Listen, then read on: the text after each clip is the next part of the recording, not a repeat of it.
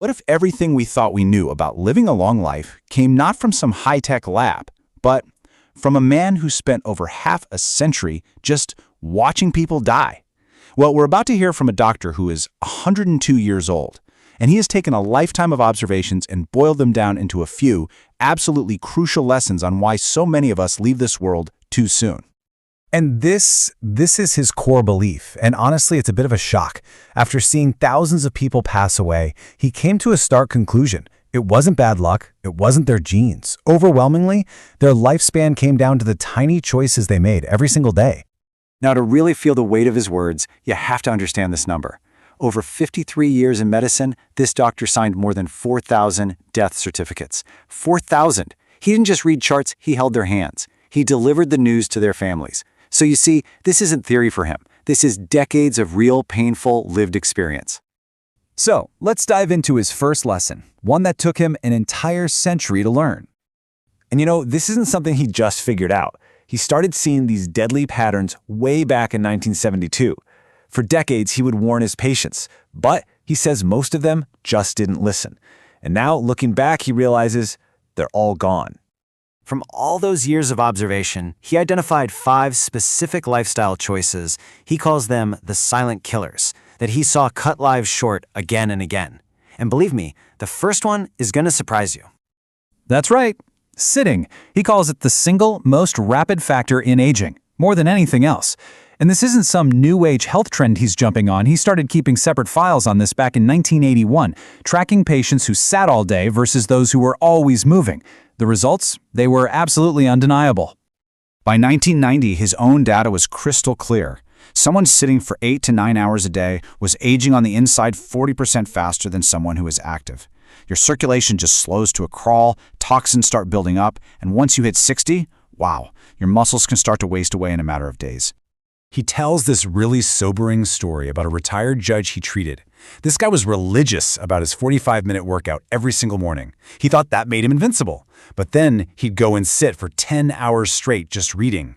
At 71, a massive stroke took his life. And here's the lesson. That morning workout, it can't save you from a full day of sitting on your butt.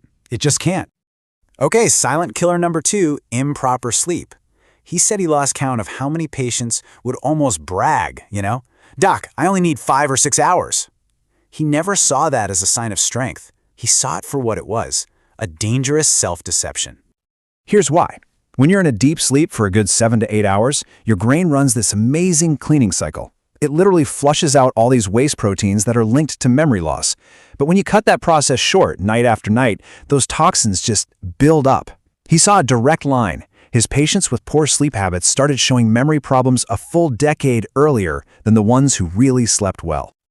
Number 3 is loneliness. And listen, he's not just talking about feeling sad sometimes. He came to see it as a chronic medical condition, a state of constant, low-grade physical stress that's just hammering your body day in and day out. And this stress, it's not just in your head. It becomes physical.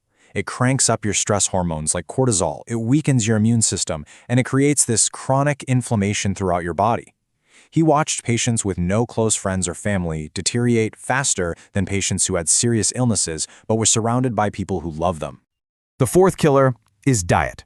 And this one, he says, still makes him angry. Because for 40 years, he feels like the entire medical world was giving out the absolute wrong advice. We were all told, eat low-fat, eat whole grains, drink orange juice. And he really stresses this point. What might be okay for your body at 40 can become actively harmful at 70. See, after age 60, your metabolism totally changes. Your ability to process carbohydrates just tanks. He saw an entire generation of older adults eating toast for breakfast and pasta for dinner, wondering why their blood sugar and inflammation were completely out of control. And that brings us to the 5th and final silent killer, constant worry.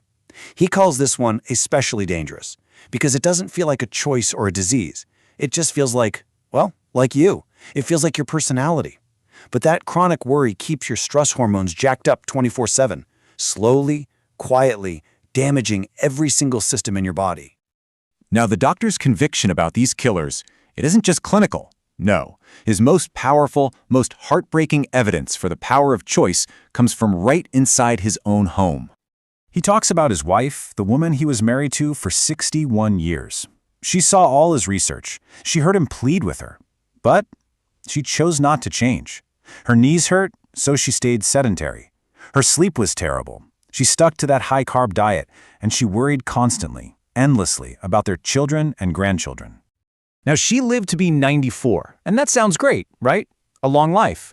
But he says he just watched her slowly fade over her last 15 years. He watched her lose her mobility, then her mental sharpness, then her independence.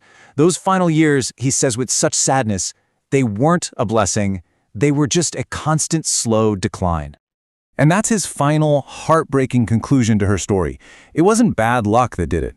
It was a choice. He is absolutely convinced she could have had 10 more years, not just of life, but of a better life, a vibrant life. But she chose not to change. But from that incredibly tragic story, he pivots to a message that is so empowering. Because if bad choices lead to decline, well then good choices can lead to a totally different result. It all comes back to the power of choice. Just look at him. At 102 years old, he lives by himself, he cooks all his own meals, he walks every single day, and he gets a solid 7.5 hours of sleep every night. And he is adamant about this. He is not special. He's not just lucky. He is simply a man who makes conscious choices, day in and day out. So at this point, you're probably thinking exactly what I was thinking. The same question everyone asks him. Okay, I get it. I believe you. But what do I do? It just feels like so much to change all at once. It's overwhelming. And his advice is just brilliantly simple. He says, don't. Don't try to fix everything at once. Just pick one. That's it. Just one. Is it your sleep? Is it the loneliness? Your diet? The constant worrying?